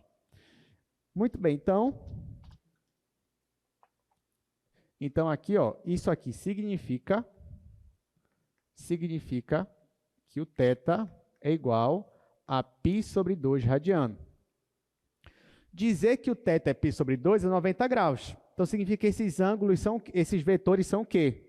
Eles são perpendiculares ou ortogonais, como a gente está falando. Então, isso aqui significa que os meus dois vetores são ortogonais ou perpendiculares, como a gente está acostumado. Ou seja, gente, olha só o que a gente descobriu aqui. A gente descobriu que toda vez que o produto interno entre vetores for igual a zero, esses vetores formam ângulos de 90 graus entre eles. Eles são ortogonais. E o mesmo, a volta também vale. Ou seja, se você tem dois vetores que são perpendiculares entre si, então, com certeza, o produto interno entre eles vai dar zero. Tá? Então, vou até repetir isso aqui embaixo. Ó. Então, aqui eu estou dizendo que o produto interno entre eles é igual a zero. Então, isso daqui é a informação que nós vamos usar. Agora, uma outra observação também, porque assim, vocês já perceberam que o produto interno ele pode dar zero. E agora vocês já sabem quando é que ele vai dar zero. Quando os vetores são ortogonais, ele vai dar zero. Ele também, o produto interno também pode ser positivo. Você já viu, já fez exercício aqui que o produto interno deu positivo. Até fez ainda agora. Agora eu pergunto para vocês, o produto interno pode ser negativo? O que vocês acham? Será que ele pode ser negativo, o produto interno? A resposta é sim. O produto interno ele pode ser negativo. Ora, mas aí você me pergunta, professor, quando o produto interno é zero, é porque os vetores são ortogonais. E quando ele é positivo ou negativo, o que vai influenciar? A gente vai voltar para aquela fórmula aqui, né? Ó, vamos voltar para cá, para o terceiro quadro. Terceiro não, segundo, né? Está aqui. Nosso segundo quadro, ó. Eu tenho essa fórmula aqui, correto? Vamos supor que esse produto interno aqui, ele é negativo. Vamos supor que você calculou negativo. O que isso significa? Vamos voltar para cá. Dizer que isso aqui é negativo é dizer que isso aqui é negativo, porque isso é a mesma coisa. A norma de um vetor pode ser negativa? O que vocês acham? A norma de um vetor pode ser negativa? Não pode. Até pela definição. Na definição, o que é norma? É o tamanho do vetor. Quando você vai medir tamanho, isso você não mede negativo, é só positivo. Gente, se eu estou dizendo que esse produto aqui é negativo, mas esse cara não pode ser negativo, e nem esse, então quem é o negativo da história aqui? É o cosseno de θ. Só que o θ, ele só pode estar ou no primeiro ou no segundo quadrante, não é isso? Ele só pode ir de 0 a π radianos. Se eu estou dizendo que o cosseno θ é negativo, é porque o meu θ está no primeiro ou no segundo quadrante? No segundo quadrante. No segundo quadrante, o cosseno é negativo. Então, o que eu quero dizer com isso? Vamos voltar aqui para os vetores. Olha só. Se você tem dois vetores e o ângulo entre eles é um ângulo agudo, é um ângulo menor que 90 graus, você pode ter certeza que se você calcular o produto interno entre eles, vai dar o quê? Zero, positivo ou negativo? Vai dar positivo, porque o cosseno de um ângulo menor que 90 graus é positivo. Então, só pode dar positivo. Se o ângulo for 90 graus, quanto vai dar produto interno? Vai dar zero, porque o cosseno de 90 graus é zero. Agora, se o teu ângulo, o menor ângulo, estiver no segundo quadrante, aqui no segundo quadrante, o cosseno, ele já é o quê? Negativo. Então, o produto interno vai ser negativo. Então, agora você já tem todas as condições de interpretar essa situação do ângulo entre dois vetores somente calculando o produto interno. Você consegue calcular o produto interno e já dizer mais ou menos qual é a situação dos seus vetores. Tudo bem, gente? Gostaram? Legal, né? Interessante. Agora você tem aí um novo mecanismo de descobrir o ângulo entre os vetores. Muito bem. Então, vamos voltar aqui para o nosso slide. A gente ainda tem alguns minutinhos aí. Então, olha só. Aqui é só a observação que a gente acabou de fazer, né? Ou seja, se você tem dois vetores não nulos, então você já sabe que se o produto interno entre eles dá igual a zero, é porque os vetores são ortogonais. Isso daqui você consegue usar para quê? Olha só, exercício 1. Verifique se os vetores U e V eles são perpendiculares. Bom, como é que você faria antes? Você ia ter que desenhar esses vetores no R3, o que não tem problema, porque eu sei que você já sabe desenhar, né? Eu sei que vocês passaram de segunda para terça, de meia-noite às 6 da manhã, desenhando vetores. Foi isso que a gente combinou? Então, você já sabe desenhar vetores. Então, vocês pegariam, desenhar esses vetores e depois ia ver mais ou menos qual é o ângulo entre eles. Ou melhor, ele só quer saber se eles são perpendiculares. Se ele só quer saber se são perpendiculares, o que você pode fazer, gente? Calcular o produto interno entre eles. Olha só, a gente consegue fazer isso aqui de cabeça. Vamos calcular o produto interno de cabeça aqui, ó. Vamos lá, 4 vezes 1 dá quanto? Dá 4. Bora pular esse segundo, bora aqui para o último logo. 3 vezes 2 dá quanto? 6. Então, você já tem 4 mais 6. 4 mais 6 dá quanto? Dá 10. Mas a gente pulou esse daqui, então vamos lá. Menos 2 vezes 5 dá quanto? Menos 10. Então, no final deu quanto a nossa resposta? Deu 0. Se você for calcular o produto interno aqui, de cabeça você já consegue calcular e você vê que vai dar 0. Então, eles são perpendiculares? São. Olha que legal, né? Se eu caísse uma questão dessa na prova, interessante, né? Você só calcularia de cabeça, nem escrevesse, professor, fiz de cabeça essa questão, e o resultado aqui, ó, que eles são perpendiculares. Eu nem ia poder dizer que você não fez, porque uma conta dessa aqui ia ser tão simples, né, para quem já sabe dessa fórmula, que aí realmente de fato, dá para fazer de cabeça e eu acredito que ele fez mesmo, e aí dá a pontuação máxima. Bom, mas é isso. Aqui, ó, o segundo exercício vai ficar para casa. Isso também não é difícil, tá, gente? Ó, você tem dois vetores U e V, só que o vetor U ele é 5 e menos 3. O vetor V ele é A e 2. Aí, o que ele pede aqui para você calcular é qual tem que ser o valor de A para que esses vetores sejam perpendiculares. Você já sabe, para que eles sejam perpendiculares, o produto interno entre eles tem que ser 0. Então, você calcula o produto interno de U com V igual a 0. Calcula o produto interno, isso aqui vai cair numa equação do primeiro grau. Aí você acha aí o valor de A tranquilamente. Tudo bem? Tá, então isso é para você descobrir quando dois vetores são ortogonais. E eu te pergunto, e quando eles são paralelos? Como é que é? É muito fácil também, na verdade. Tem essa proposição aqui. Dois vetores são paralelos se, e somente se, existe uma constante alfa tal que U é igual a alfa vezes V. Em outras palavras, eu estou dizendo para vocês que dois vetores são paralelos se um for múltiplo do outro. O que é verdade, ó, porque pensa assim, imagina que você tem um vetor U qualquer. Deixa eu pegar aqui nosso apagador. Tá aqui, ó. Imagina que você tem aqui um vetor U qualquer. Aí eu multiplico esse vetor por uma constante.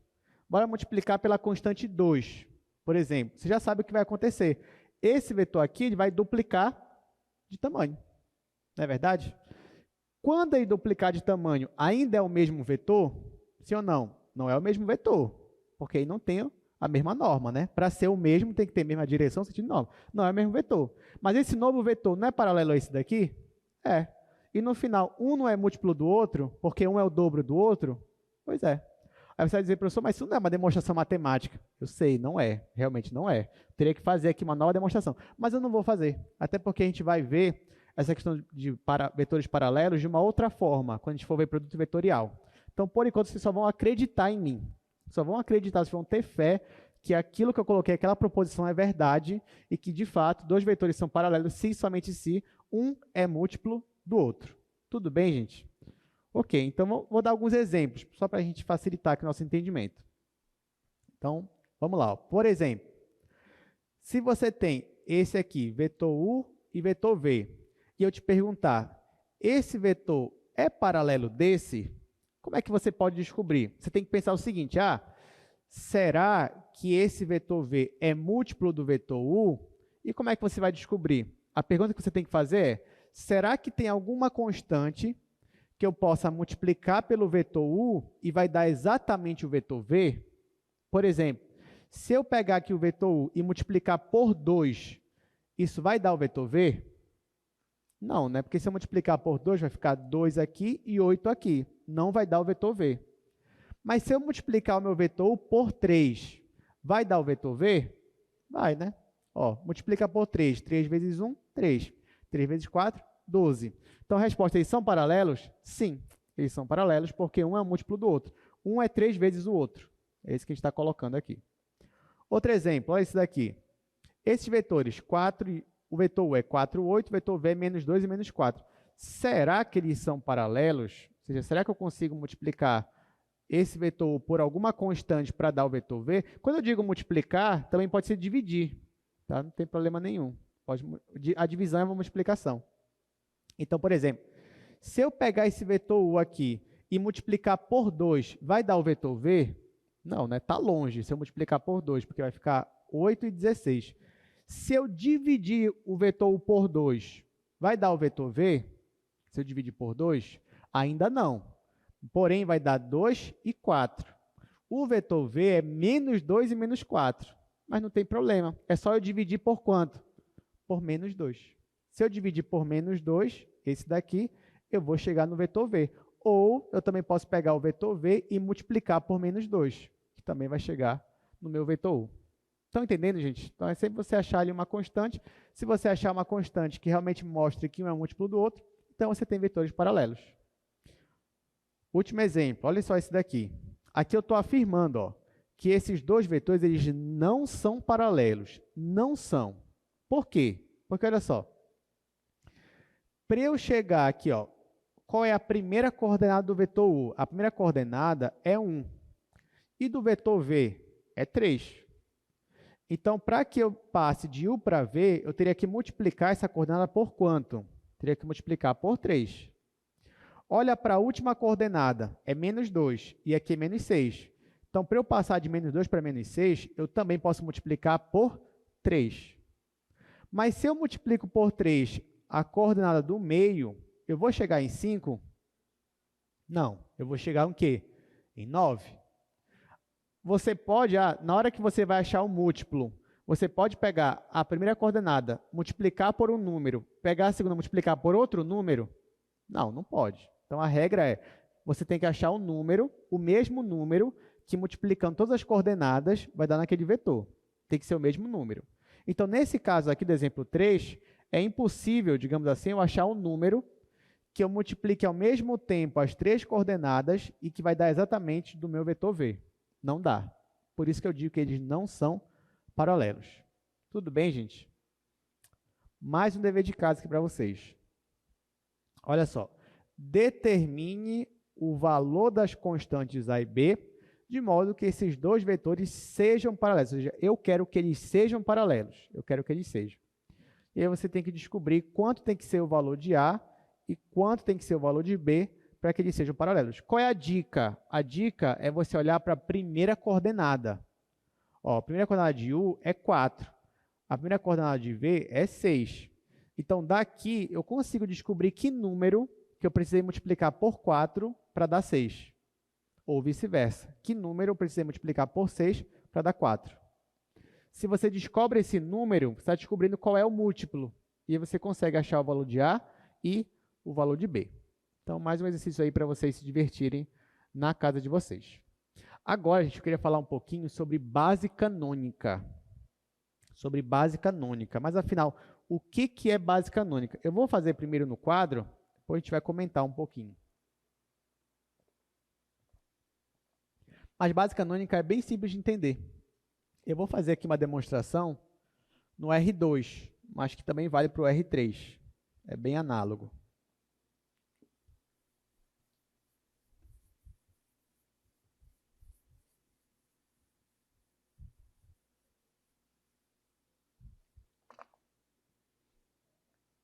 Ó, vamos falar um pouquinho sobre base canônica.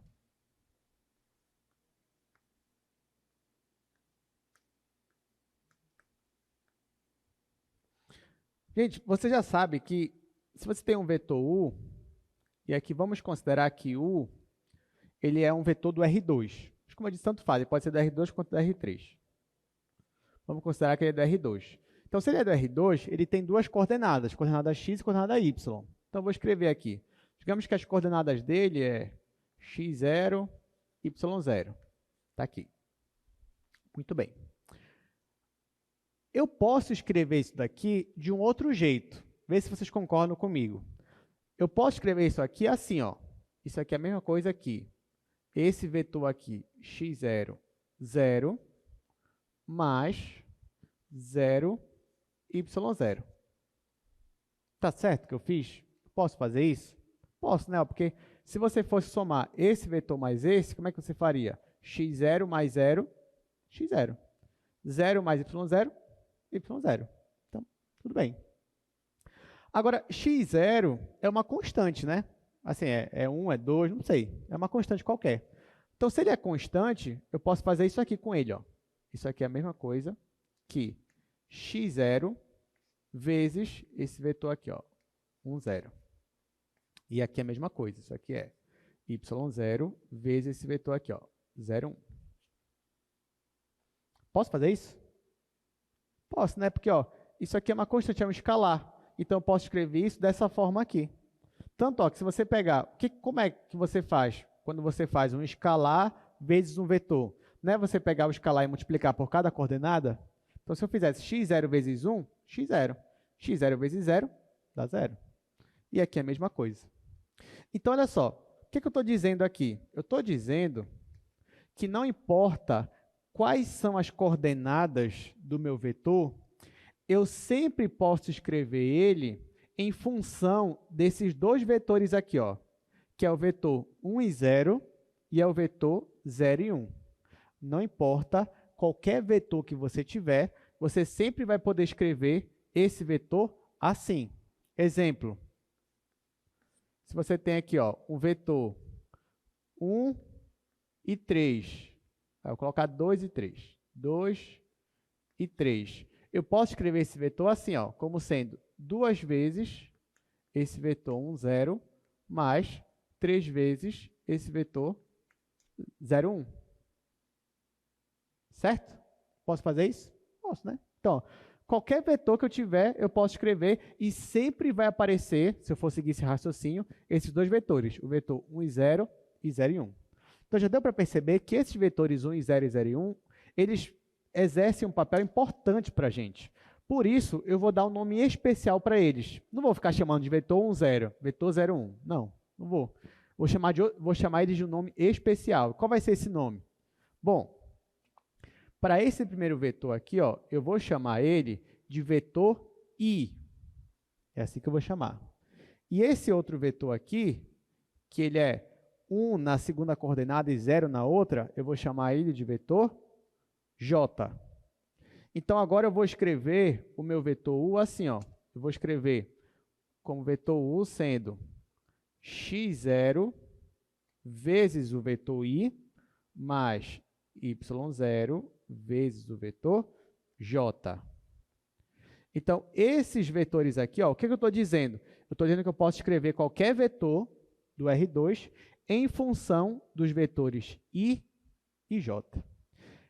Na álgebra linear, você aprende que toda vez que isso daqui acontece, então é porque esses vetores aqui, I e J, eles formam uma base do meu espaço vetorial. Claro que eu não vou entrar em detalhes aqui, mas o que eu quero que vocês entendam, pelo menos, é que usando esses dois vetores aqui, eu consigo escrever qualquer vetor do R2. Tá?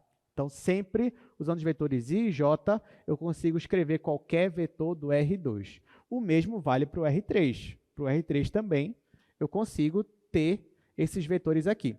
Esses vetores são tão importantes que eles recebem o nome de base canônica. Base porque é um conjunto de vetores, né? A gente chama de base porque eles geram o espaço vetorial. Mas isso daqui se chamou de base canônica dada a importância deles, a aplicabilidade deles. Por isso que é importante que vocês entendam. Então, quando eu pedir para vocês, olha, gente, escrevam para mim esse vetor na base canônica, né? Em função dos vetores da base canônica. Estou pedindo para você escrever assim. Ou, às vezes, eu mesmo vou lhe dar um vetor escrito dessa forma aqui. E você já tem que saber interpretar. O que é esse I? O que é esse J? No R3, eu vou precisar de 3 vetores. Não vai ser só I e J. Vai ser I, J e K. Vai aparecer esses 3. Então, já adiantando aqui para vocês, ó, se eu tenho um vetor V, ele tem coordenadas x0, y0 e z0, então eu posso escrever ele dessa forma aqui, ó, como sendo x0i mais y0j mais z0k. Vai aparecer o k. Quem é o meu vetor i? É o vetor 1, 0, 0. Agora eu estou em 3 coordenadas, né? Então, o meu vetor i é o vetor 1, 0 no resto. O meu vetor j é o meu vetor 1 na segunda coordenada e 0 no resto. E o meu vetor k é o vetor 1 na última coordenada, na terceira no caso, e 0 no resto. Tá? Então, esses 3 vetores aqui formam a base canônica do nosso R3. Bom, agora que vocês já aprenderam isso, né, a gente consegue desenhar um pouquinho aqui no R2, né, não só desenhar, mas escrever vetores a partir dessa base canônica. Então, aqui para o nosso slide, aqui eu só mostrei o que eu já coloquei no quadro para vocês. Esses vetores são a base canônica do R2. Se eu estou no R3, aparecem 3 vetores, o I, o J e o K. Muito bem. Então, ó, alguns exemplos. Por exemplo, eu quero escrever esse vetor aqui, o vetor π e menos 2, na base canônica. Como é que ficaria, gente? Ficaria como? π vezes i menos 2 vezes j. Só isso. Está aqui. π vezes i menos 2 vezes j. Tudo bem. Esse segundo aqui, ó, são 3 coordenadas agora. Como é que ficaria na base canônica isso daqui? 11i, 11 vezes i, né? Mais 0 vezes j. Precisa colocar o j, se é 0? Não precisa. Então, pode sumir com o j nesse caso. Mais raiz de 5 vezes k.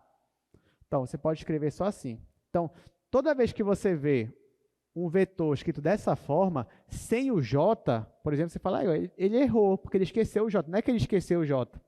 É porque na segunda coordenada, o valor é 0. Se não tivesse o i, é porque a primeira coordenada, o valor é 0. E se não tivesse o k, e você estivesse no espaço tridimensional, e não tivesse o k, é porque a terceira coordenada é 0.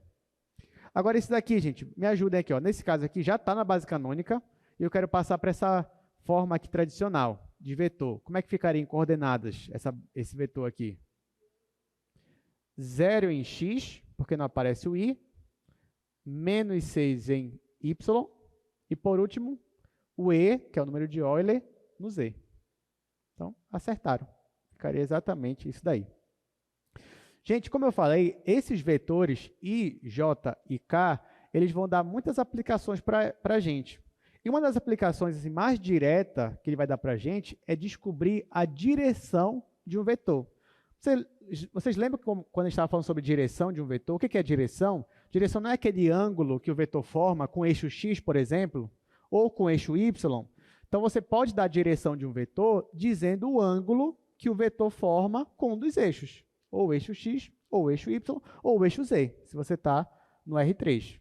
Então, agora que você sabe, agora que você conhece esses vetores i, j e k, você tem condições de achar a direção de um vetor, sem desenhar. Se você não quiser, você nem precisa desenhar mais. Quer ver? Ó, vou dar um exemplo aqui no R2. Então, vou usar aqui o terceiro quadro.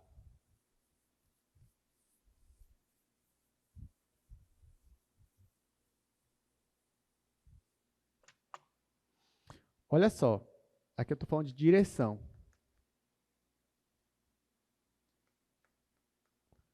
Direção. Então, olha só, digamos que eu te dou aqui um vetor U. O vetor U, bora dizer que ele é bidimensional, mas também o que eu falar vai se aplicar para o caso tridimensional. Vamos dizer que ele tem duas coordenadas. Coordenada x0, y0. Por exemplo, a coordenada dele é 2 e 5. Se eu te der as coordenadas de um vetor, você já saberia me dizer qual é o ângulo que ele forma com o eixo x? Ou seja, se eu te perguntasse assim, olha, qual é a direção desse vetor aqui? Ou seja, qual é o ângulo que ele forma com o eixo x? Ou qual é o ângulo que ele forma com o eixo y? Você já saberia me dizer sem desenhar? Bom, agora a gente já tem condições. Eu vou desenhar só para você entender qual é a fórmula que eu usaria nessa situação aqui. Então, ó, por exemplo, digamos que você está aqui no plano cartesiano, você coloca aqui o seu vetor U. O seu vetor U, você já sabe que ele tem coordenada x, que aqui é x0, e você já sabe que ele tem coordenada y, que é y0. O nosso objetivo é achar o ângulo que esse vetor aqui ele forma com o eixo x. É achar o ângulo. Então, eu quero descobrir, por exemplo, que ângulo é esse aqui. Qual vai ser a minha estratégia? Ah, professor, eu vou usar aqui o teorema, o triângulo retângulo. Pode ser também, mas você não precisa mais disso, se você não quiser. O que eu vou fazer? Ora, eu aprendi na aula de hoje como é que eu acho o ângulo entre dois vetores. Nesse caso, eu só tenho um vetor. E eu quero achar esse ângulo que ele forma com o eixo x. O que eu vou fazer? Eu vou pegar um representante, vou pegar um vetor que está exatamente no eixo x. Vou pegar um representante. Nesse momento, eu posso escolher qualquer vetor. Mas eu vou escolher um específico. Qual é o que vocês me sugerem aqui para eu escolher? O vetor i, vetor da base canônica. Então, ó, eu vou pegar o vetor i, vou desenhar ele aqui. Vou escolher aqui, ó, o meu vetor i como meu representante, que está em cima do eixo x. Por que está em cima do eixo x? Pelas coordenadas dele, né? Quem é o meu vetor i? O meu vetor i é o vetor 1 e 0. Então, se você for desenhar ele no plano cartesiano, ele vai ficar exatamente no eixo x, porque em y ele é 0. Tá? Agora que eu tenho dois vetores, eu consigo calcular o ângulo entre eles. Não consigo? A gente aprendeu isso aqui hoje. Então, eu vou aplicar a fórmula. Então, venho aqui, ó, e calculo. Nesse caso, quem é o meu ângulo θ? Ou melhor, quem é o cosseno do ângulo θ primeiro, né? Depois eu posso achar o ângulo. Mas quem é o cosseno de θ? Não vai ser o produto interno de U com I dividido pela norma de U vezes a norma do I. Quanto é a norma do meu vetor aqui da base canônica, vetor I? Quanto é a norma dele? O vetor I é 1 e 0. Se você fizer raiz quadrada desse ao quadrado, mas esse ao quadrado vai dar quanto, gente? Vai dar 1. Então, esse vetor aqui, ele é unitário? Sim ou não? Ele é unitário. Todos os vetores da base canônica são vetores unitários. Isso vai me ajudar. Já vai me ajudar bem aqui, ó, que vai me ajudar a simplificar. Se ele é unitário, é porque isso daqui é igual a 1. Então, eu posso sumir com ele. Posso ficar aqui só com a norma de 1. E quanto vai dar esse produto interno aqui, gente? Vamos ver quanto é que vai dar esse produto interno. Vou escrever aqui embaixo. Cosseno θ igual. Vamos fazer o produto interno. Vai ficar x0 vezes 1. É o próprio x0. Vai ficar x0 vezes 1 é o x0. Aí mais y0 vezes 0, que é 0. Então, vai ficar só x0 no final, dividido pela norma de U. Então, olha só que legal. Se eu quero achar o ângulo que o meu vetor forma com o eixo x positivo, ou seja, se eu quero achar a direção do meu vetor, sabe o que eu posso fazer? Eu posso só pegar a primeira coordenada do vetor e dividir pela norma do vetor. Quando eu faço isso, depois eu calculo o arco cosseno disso e eu estou achando o ângulo que o meu vetor forma com o eixo x. Deu para entender, gente? Tudo bem. Uma última observação, mas o resto a gente vai fazer na aula que vem, mas uma última observação é que, normalmente, em questões de física, de engenharia, muitas vezes, o que ele te dá de informação? Ele te dá a norma do vetor e já te dá o ângulo que o vetor forma com o eixo x. Isso é muito comum na física, principalmente, né? Quando você está falando de forças. Nesse caso, se você já sabe qual é o ângulo que um vetor forma com o eixo x, e você já sabe quanto é a norma do vetor, no caso, quanto é a magnitude de uma grandeza física, e você quer achar as coordenadas do seu vetor, ou seja, você quer achar qual é a projeção dele no eixo x, por exemplo, você pode usar a mesma fórmula. Só que o que você já tem aqui? Você já tem o ângulo e você já tem a norma. Então, para você achar o x0 é igual a norma de U cosseno θ. Você aplica isso aqui e você acha a primeira coordenada do seu vetor. Eu poderia fazer a mesma coisa e achar para esse ângulo bem aqui, ó, que é o ângulo alfa. Se eu aplicasse esse mesmo raciocínio, eu ia descobrir também que o y0 é igual a norma de U cosseno de alfa. Cosseno de alfa porque é o ângulo que o vetor forma com o eixo y. Só que o alfa e o θ, eles são complementares. Então, cosseno de alfa é a mesma coisa que seno de θ. Por isso que lá em física, quando você quer achar as coordenadas do seu vetor, você faz a norma dele vezes cosseno θ, você vai achar a coordenada x, e para achar y, você vai fazer a norma do seu vetor vezes o seno θ. Mas aqui também agora você já poderia trabalhar com os dois ângulos, tanto θ quanto alfa. Deu para entender, gente? Muito bem, então agora a gente vai se ver novamente na segunda-feira, né? Obrigado pela presença de vocês. Não faltem segunda-feira, por favor, porque a gente vai falar também, além do conteúdo, a gente vai falar sobre o trabalho de vocês. Então, até semana que vem.